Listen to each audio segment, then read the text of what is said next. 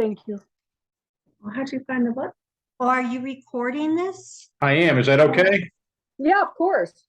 Is that I okay? just got it. Numbers 13. Oh, wait, Marilyn, please go ahead. Lord Jesus, please join us tonight in our Bible study. Please calm our minds so that we could pay attention and not have our minds wander and think about yesterday, later today, or tomorrow, but to be in the moment and to focus on what Rick is teaching us. Please keep all of us healthy and safe. And in Jesus' name, amen. Thank you. Amen. Yeah. Thank you, Marilyn. My dog had to get his 2 cents in there. Oh, I didn't even hear him. You didn't? Good. No. Okay.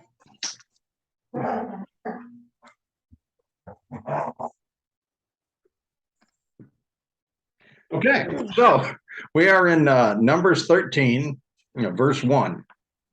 Now, what's happened up to this point was, as we studied last week, was that Aaron and Miriam, not Miriam, Aaron and Miriam came to the conclusion that they had just as much right as Moses to be the people.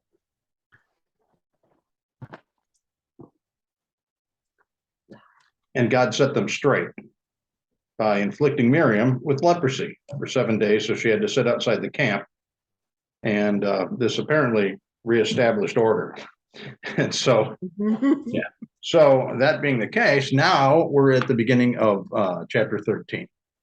Then the Lord spoke to Moses, saying, send out for yourself. He's speaking to Moses. You notice he's not speaking to Aaron or Miriam. He's speaking to Moses because Moses is his guy. Send out for yourself men so that they may spy out the land of Canaan, which I am going to give to the sons of Israel. You shall send a man from each of the fathers' tribes, every one of their leaders among them. Now, remember earlier in Numbers, they were divided up according to their families, and each family was numbered according to the males in the community there. So he's doing the same thing here from that census, if you will, that accounting. He's now dividing it up and procuring spies from each tribe. And he gives in order to maintain order, he's telling them exactly what he wants done, how they go about doing this, rather than being helter-skelter and people trying to figure it out for themselves. God's being very direct, which is his whole point in dealing with the Israelites at this juncture, is to teach them specifics and exactly what he wants from them so as to maintain order. So there isn't craziness going on. Paul does the same thing later on in addressing the churches, where he's talking about having peaceful and orderly gatherings.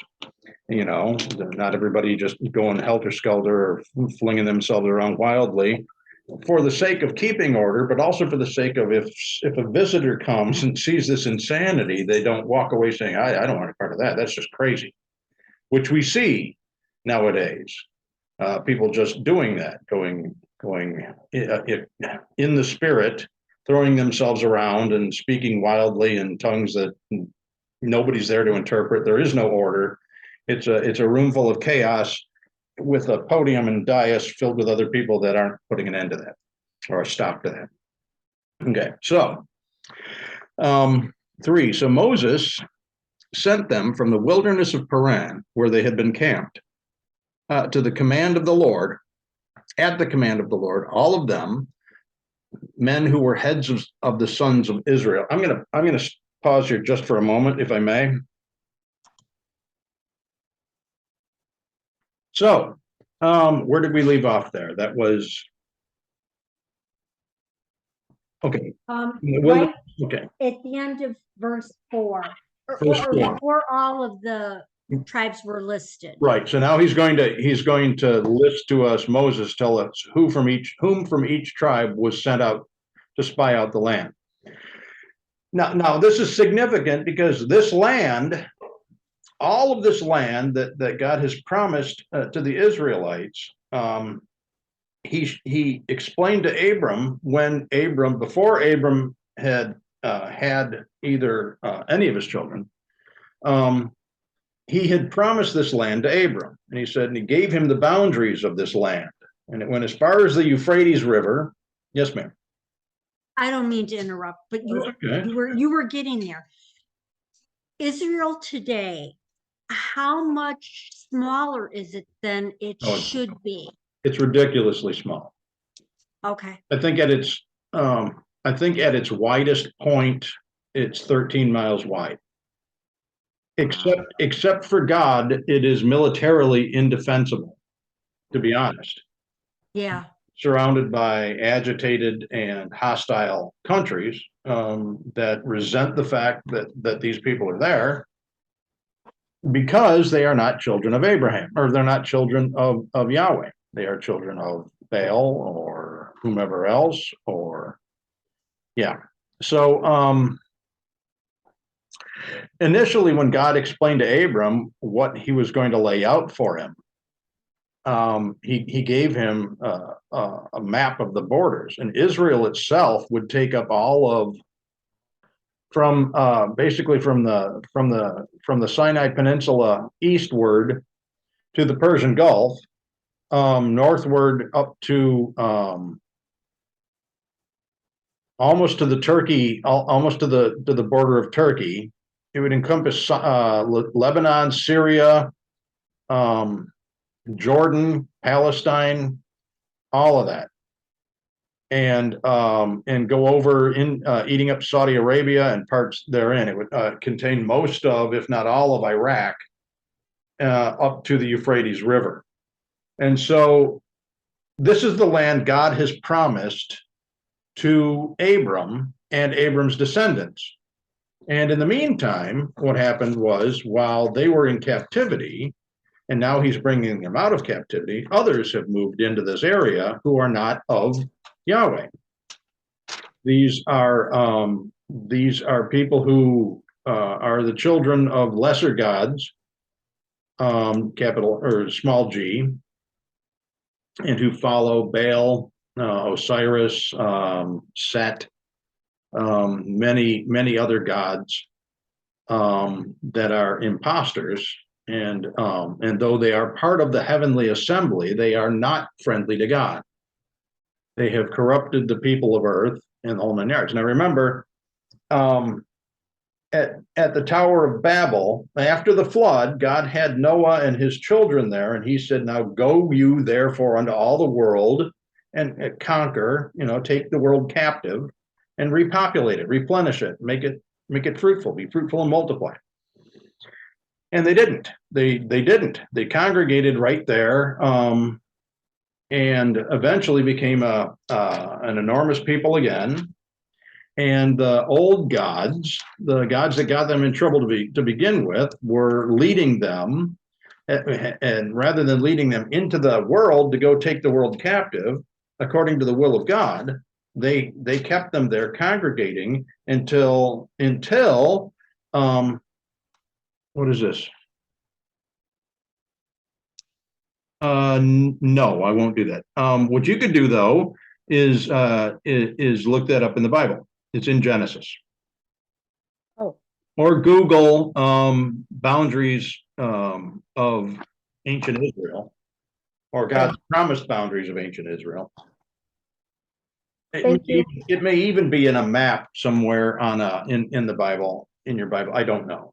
God's promised borders of Israel? Yes. Well, yeah. Where would the lands that God promised to Abram and Abram's descendants? Anyway, so at Babel, this is where the king of Babylon, being the enemy, said that he will ascend to the heights and to the mountain of God. He will pierce the clouds and the stars of God. He will be like God. And where we had talked earlier about how he was going to reach up into the heavens through the Tower of Babel. And God said at that point, if I don't do something about this now, they'll be able to do whatever they want. And so he confused their languages. Yes, ma'am. But could they really achieve that? Yes. Oh, Otherwise, God wouldn't have put a stop to it. They had been of one mind, one language, and one mission. And it was contrary to the will of God. And so he confused their languages so they couldn't complete this mission. Now, we had talked about this a few weeks ago about that. What was the Tower of Babel? And people believed that it was a ziggurat or something to that nature. Or personally, I think it was a launch pad for a rocket. You know, and that was their intention, was to leave Earth, because the hybrids, the Nephilim, couldn't do that on their own. They were not spiritual in essence, as the angelic or celestials were, who could traverse the heavens and the earth freely. And so they were, because their physical form was part of us. They were made from the dust of the ground. They couldn't. We can't just under our own power leave the planet. It requires a vehicle of some kind. And so for he who was cast down to heaven to want to reclaim the stars, he's going to need a way to do that, because he's been cast down. He's been removed from the heavens. He's been forced to the earth, and there is where he's going to remain. And so, in contradiction of God's will, he's trying to create a way to get back out into the heavens. And so his technology, his teachings, his whatever promptings could certainly have achieved that. And so this is why God confused their languages. okay, So thank were you. they trying to escape death, earthly death, by leaving? Well, think about it. If you are a protectorate of the throne of God, you walk among the fiery stones, you have great power as a guardian of God's throne, and you're suddenly, because of your pride and your agitation among the angels, because of that, God says, no, you're not allowed up here anymore, and you're thrown down to heaven, or thrown down from heaven to the ground. What a humiliation. And so God is going to, or God, the God of this world, if you will, stealing the authority from Adam and Eve, he then turns his attentions to reclaiming the stars. He doesn't like being stuck on this little mud ball here, because he knows that his time is short, that the Lord has plans for redemption, to reclaim that which the enemy has corrupted. And so we're told in Psalm 82, I believe it is. Hang on a second. Psalm 82. Yes. If you would, please turn to Psalm 82. That's page 601 in this one here. If you have that, baby. No, they're all different. Okay.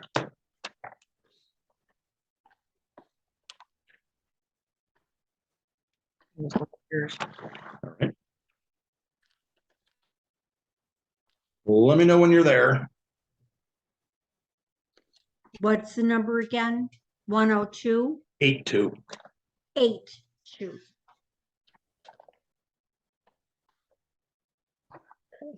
Psalm 82. Okay. You there? Yeah.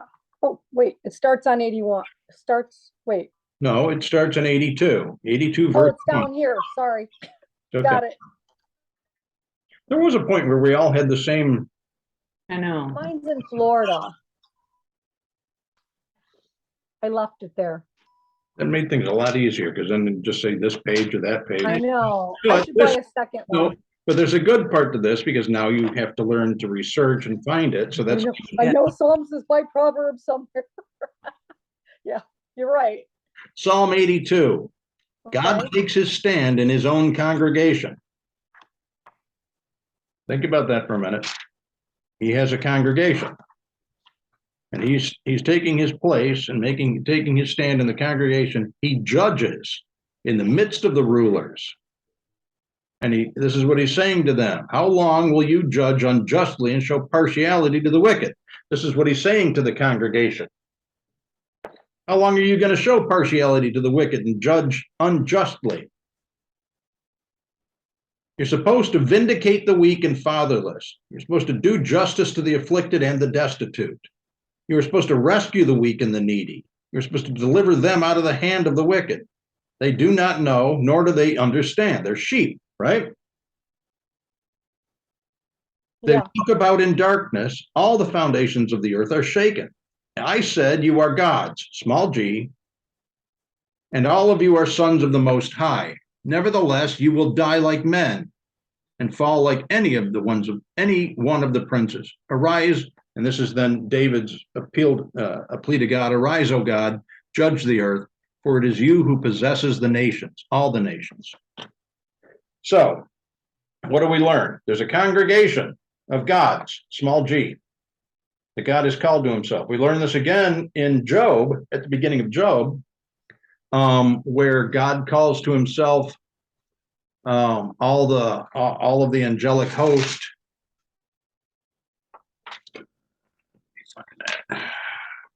so David wrote this, and it's God speaking to his congregation in heaven. Yes, he's speaking to his heavenly assembly. Speaking about, yeah. Where are we going in Job? The very first chapter. Wait, I'm sorry, I Okay. missed it. We're going to Job? Job is Mhm. before Psalm, after Esther. Oh, I didn't even hear we were going to Job. Sorry. Where are we going? Job what? Job 1, please.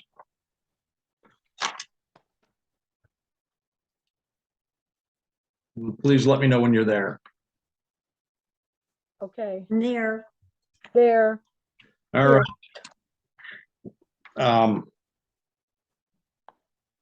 Okay.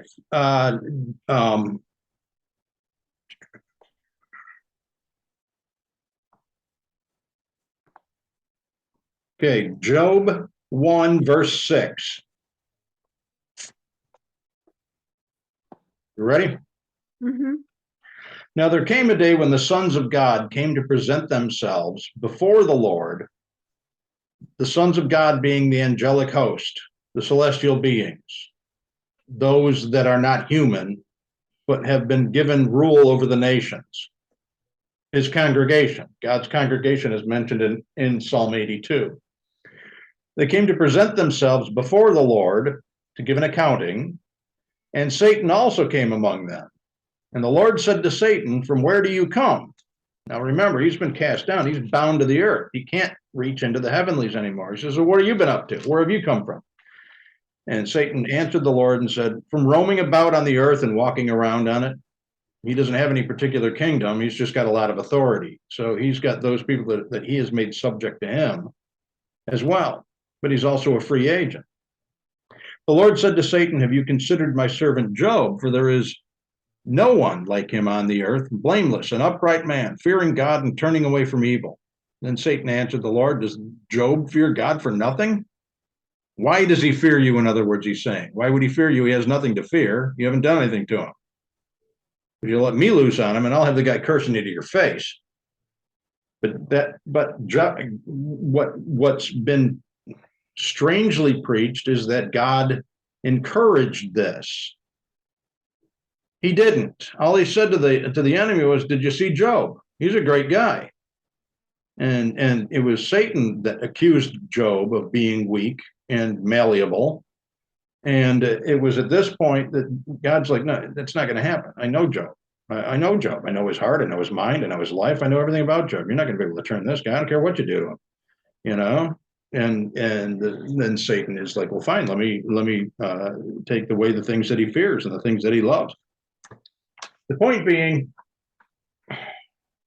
the assembly of the angelic, for lack of a better term, the assembly of the powers that be, the powers and authorities, were present before God. He calls them to him. They come and they present themselves, and even presenting themselves is this Luke's canon, who's been roaming the earth, going to and fro, going where he wants and whatever he's been doing. This is the same assembly as is talked about in Psalm 82, where God is judging the nations. He's saying to them, "I put you in charge of these things, and you have corrupted them. You've been judging. You haven't done anything I've asked. You're supposed to be taking care of the weak and the fatherless and the orphaned and the hungry and the destitute. And instead, you've been judging against them. You've been taking advantage of them. You've been abusing these people. Now I'm going to judge you, and you are going to die just like them. You are no longer any greater than them. You will perish also."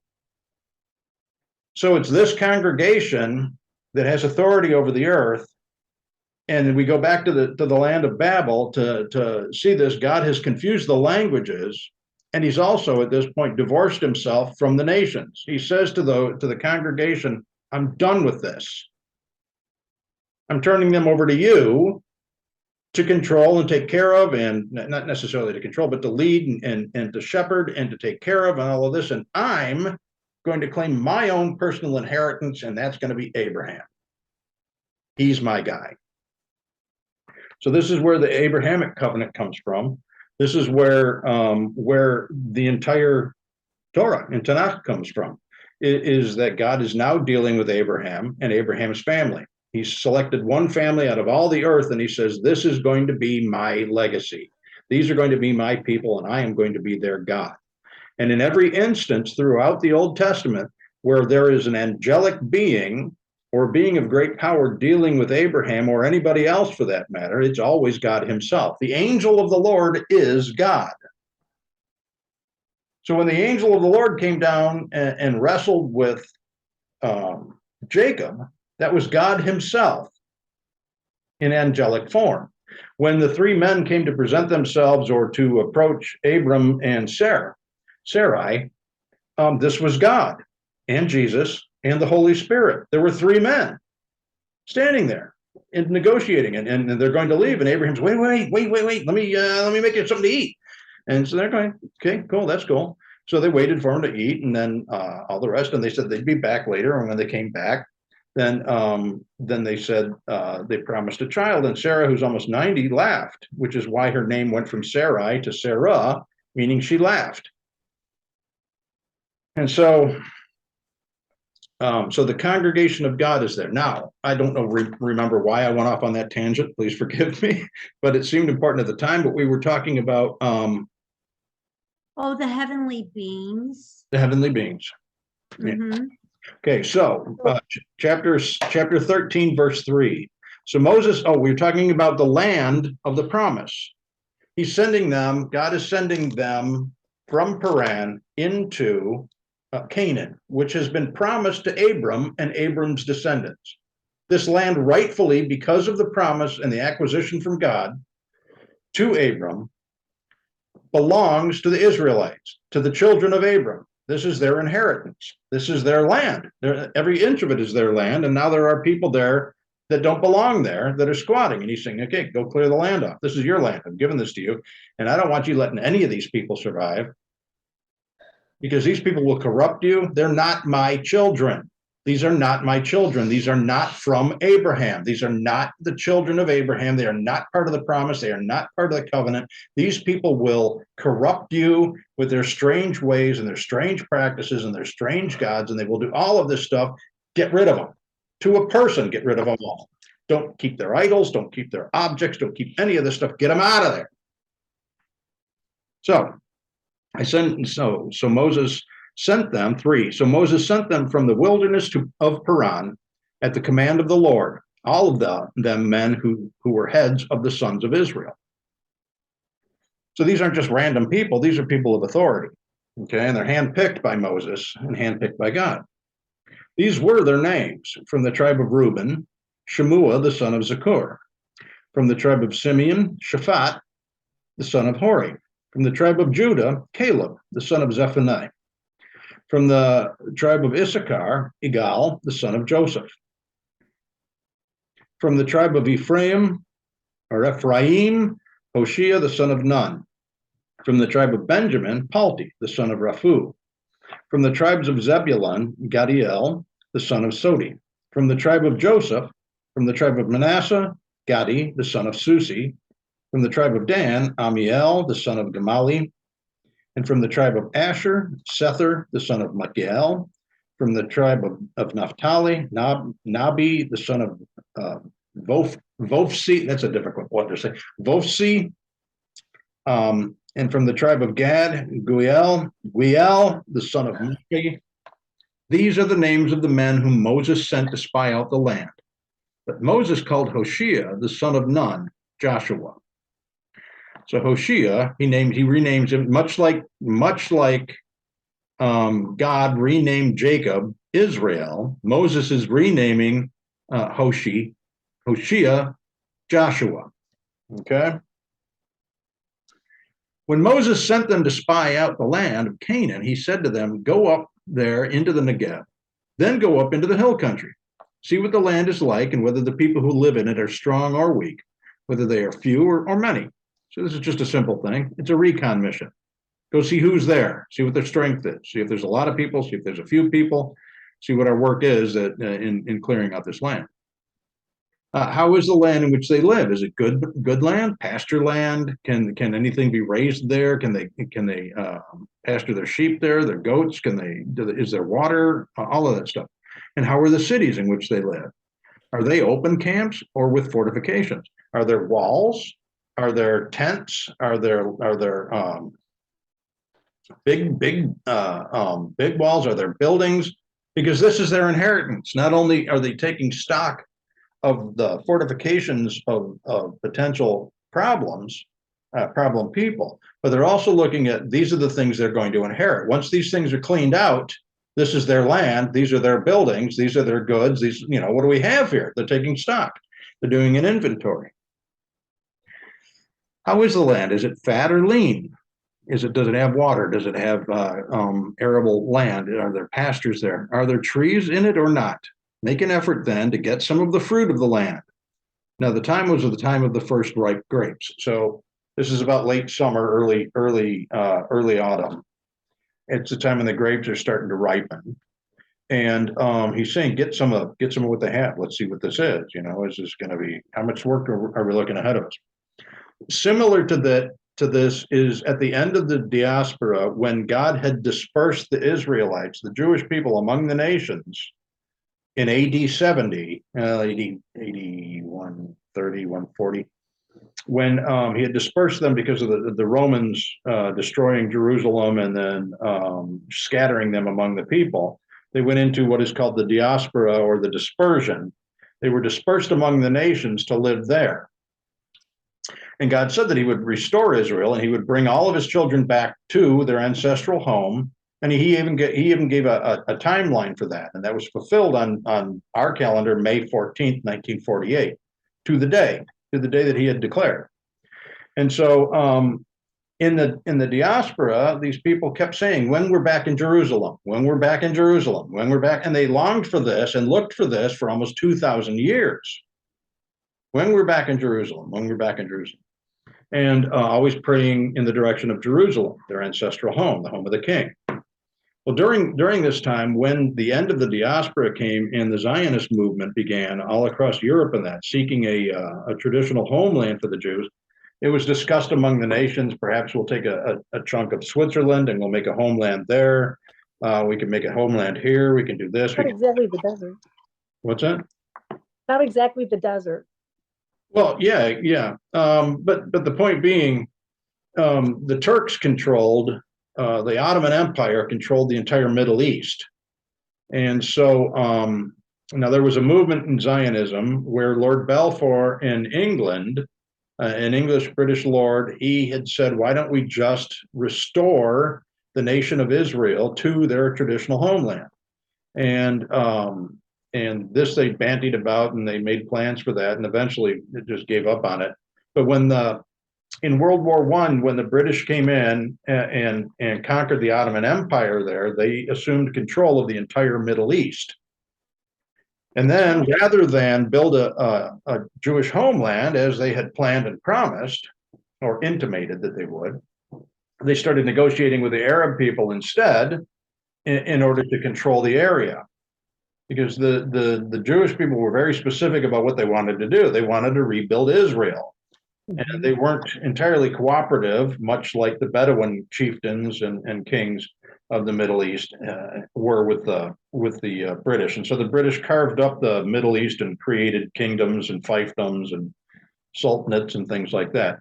And so it was the British that came in and carved up the Middle East and said, okay, now there's a Jordan or a Transjordan, now there's a Syria, now there's a Lebanon, now there's an Iraq, now there's an Iran, now there's a Saudi. Really? I didn't know that. That was World War I? No, the British did all that. Oh, wow. And originally the section of land that they had set aside for Israel was enormous. It was absolutely enormous. And it kept getting whittled down by the complaints of the Arabs until it was this little thing. And then the British abandoned it altogether and left the Israelis to fend for themselves. Well, they weren't fending for themselves. God was with them. And so they were attacked by 5 armies simultaneously and defeated all of them and then declared independence. And this is all in 1948. 1948.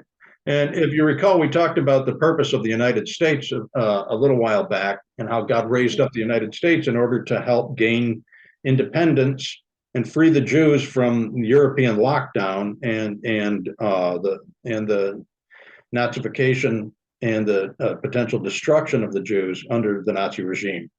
And that's what we were raised up for, is to become an army of the Lord in order to set the Jewish people on a path for that. Well, as soon as Israel declared independence, the United States was the first nation to recognize them. And so we recognize them as a sovereign and independent nation.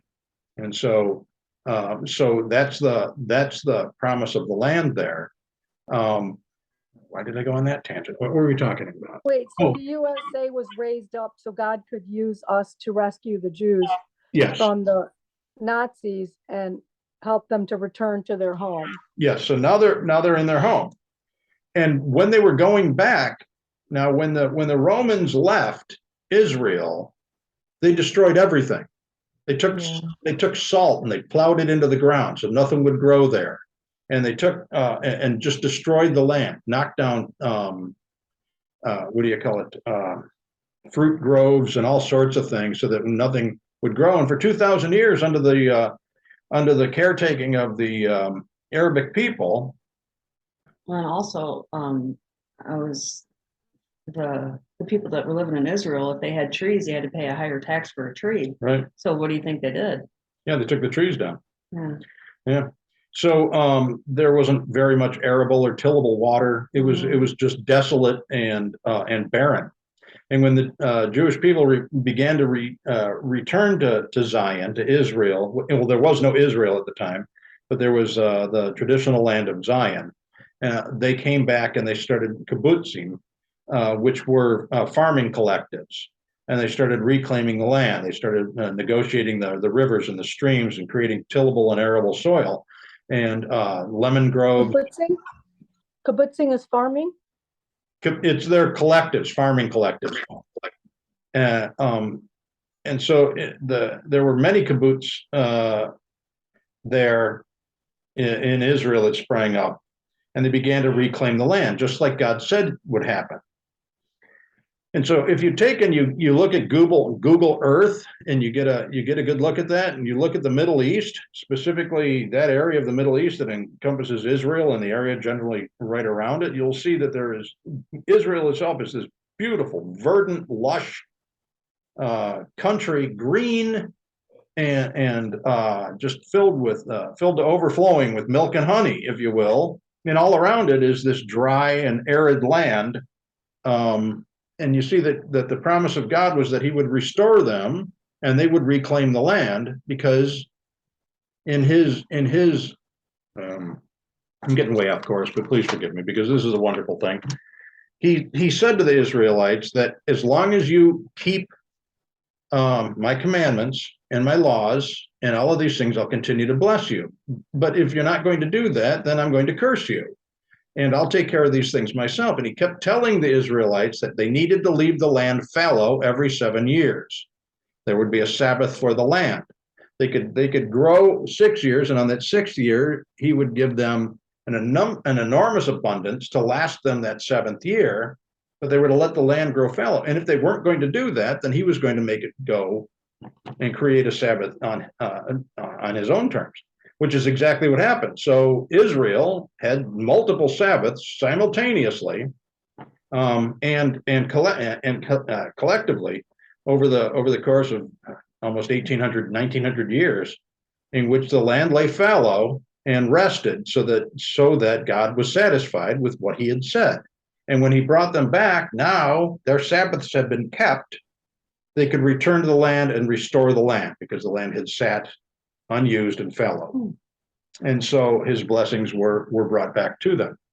And now the proof is in the pudding. You look at the condition of the Middle East pre-Israel, pre-1948, well, there's little pockets of growth and things because there were kibbutzim there and they were reclaiming the land. But prior to their return to Israel, you go back to 1880, 1890, before the kibbutzim started to come into the Israel, and it was dry, arid, nothing there. And now, it's just beautiful. So when they came back, they had to take stock, much like Moses is saying to them now, go into this land that's there and tell me what you see. What are the people there like? What's the land like? What's this? What's that? And it had to be an extremely daunting task when the Israelites began to come back to the promised land after being dispersed for centuries, to see we got nothing to work with here. What is this? However, in Canaan, the spies are being sent into this land, and they're going to do the same thing. They're going to do a reconnoiter. They're going to look it over and see what they have to work with. So, 21. So they went up and spied out the land from the wilderness of Zin as far as Rehob and Lebo Hamath. When they had gone up into the Negev, the desert in that area, in the deserted area there, they came to Hebron, where Ahiman, Sheshai, and Talmai, the descendants of Anak, the Anakim, the Anakim, the Anaki, the hybrids, the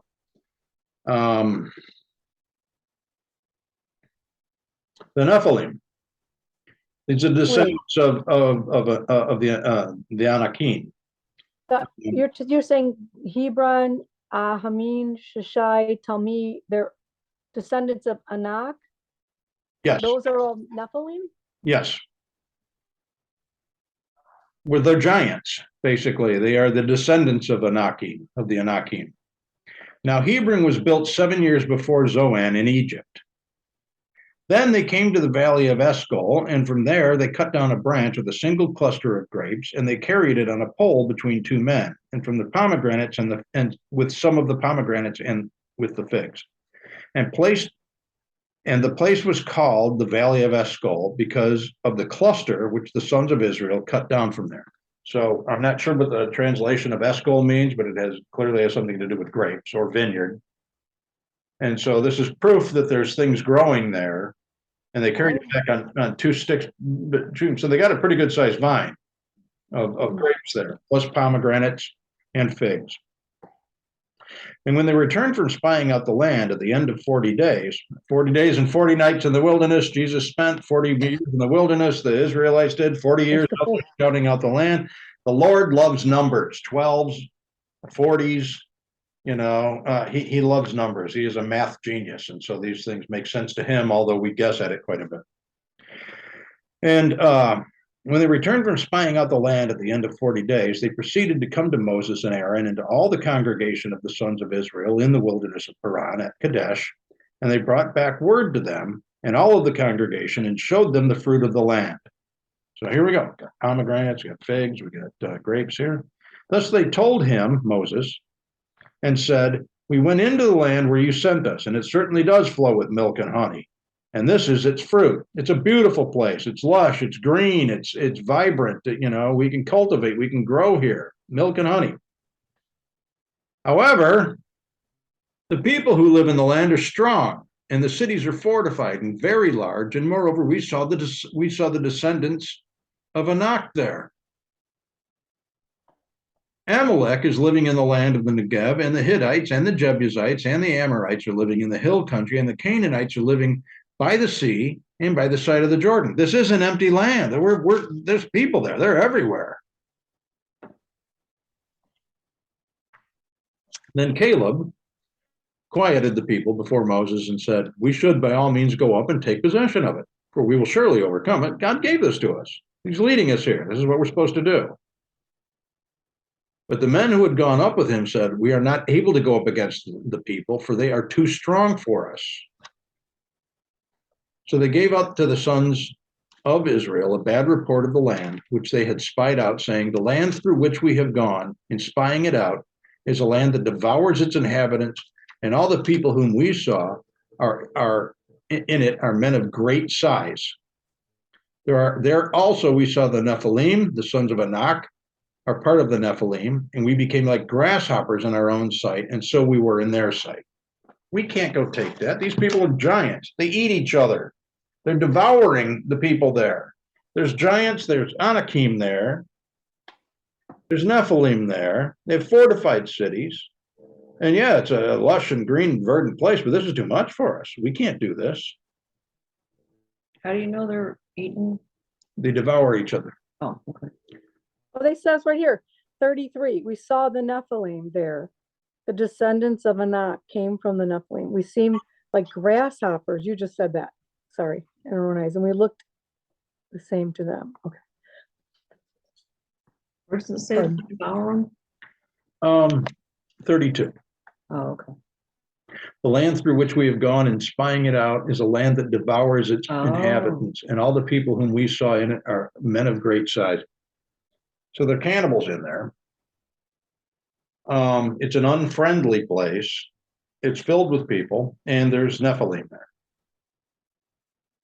Okay. These are the challenges every Christian faces, right? I can't go talk to people. I can't go live a godly life. I can't. I'm prevented by the challenges of things that seem to be overwhelming and too great for me. Under my own power, I cannot affect anything here. So despite the promises of God, we can't do this. They have a very short memory. We all do. Yeah. We all do. It's amazing because here we see it in black and white, and we can sit here and say, "What's the matter with these knuckleheads?" If you just turn back 8 pages, you see where but that's the same in our lives too. If we turn back 8 pages, we see these wonderful and incredible things God has done for us, and how we were praising Him and rejoicing and everything else, and saying, "Well, there's nothing He can't do." I'm saved. I'm completely restored. Whatever. And then here we are 8 pages later, saying, "Oh my gosh, that's too big. I can't do that. That's just wait, no, that's no, not even going to try." I'm like a grasshopper in the sight of that thing. I'm up against forces that are too great for me, too large for me, and I've heard of these people. These people they're crazy. They'll eat me. They'll kill and eat me. It says in my Bible that the trip the spies went on from Kadesh to the desert of Zin to Rehob and back was about 500 miles round trip. 40 days, right? Yeah, that makes sense now. Yeah, so they went there, they looked at it, they came back, and you got to wonder, they're talking to each other along the way. Did you see the size of those guys? How are we even going to bring them down? What are we going to do? We can't negotiate with us. We got this entire huge, we got women and children here. We've got, what are we going to do? What's the deal with this? Oh, they only had to go 12 and a half miles a day. Yeah. So, yeah. Okay. So, do we want to keep going? Or stop at the beginning of 14? Well, it's up to you. Are you tired of talking? No, not at all. Are you tired of hearing? No, No. but I have one question, if it's okay to ask. Sure. So you said several times, and I'm not sure. Okay, May 14th, 1948 to the day. To the day. From what? I'm sorry. What was the prophecy that you were speaking of? The restoration of the Israelites to their land. Where would I find that? So you said it, and I'm like, dang it, I forgot. So was God proclaiming it, or was someone else, a prophet, saying from there will be a time we go back to Zion, and 2,000 years to the day they have Israel or Zion back? But how do I go back and find out where that was written? We'll cover that next week. Is that okay? Sure. Okay. Thank you. Sure. Yeah, absolutely. Yeah, well, I'm ready to keep going. Rach? I'm good. Okay. You're good. What does that mean? Well, we can stop or keep going. It's up to you. I vote we stop though, honestly. Really? Yeah, Okay. sorry. It's just too much, a lot of information. Yeah, Okay, all right, so, we'll stop here, if that's okay. Is that okay? Of Well, course. whatever, yeah, of course. And we'll pick up at the beginning of 14 next week and also go over, that slipped out and I apologize for that. I didn't have the scriptures available to go through that, but that'll be coming up in Deuteronomy later on. what's that? Okay, no worries. But that, What's that? about, the restoration of the Israelites to their ancestral land. Oh, okay. I mean, I've heard that before, I just keep forgetting, and I want to remember it. Right, Fulfilled Isaiah's prophecy, christianfaith.com, sorry. What did The Where is Isaiah? Is he in 14, Kings? Oh, or yeah. something? Isaiah's prophecy? Yeah. Where is Isaiah? Is he in Kings? I think it says, I think the above prophecy more than likely referred instead to the reinstatement of Israel after captivity in the nations, which occurred in Old Covenant times. Within 40 years of, prophecy, anyway. Yeah, Isaiah is it is in the book of prophets, Isaiah, Ezekiel, Jeremiah, Daniel. It was Isaiah who prophesied it. Right. Oh, okay. Then Ezekiel 4:4-6, then God said to Ezekiel, now lie on your left side for 390 days, to show Israel will be punished for 390 years by captivity and doom. Oh. That's where it's at. Ezekiel 4:4-6, That's right? that's a fulfillment of what? Prophecy fulfilled May 14th, Yeah. 1948. I just Googled it. Oh, well, DuckDuckGo, that's where I go to. Duck. Yeah, it's the website I go to. They don't let Google and what is it, Twitter, Facebook, and get your information, that sort of thing, supposedly. Anyway, Trying to think of the name of the book. A gentleman, he's passed away now. I met him years ago. He gave a lecture in one of the churches in Rockford. His name was Grant R. Jeffrey, and he wrote a book about that, and specifically about that. And it's a wonderful book. And I'll see what I can do, and I'll text you the title of the book. And I encourage you to read it because it's just got some phenomenal information in it.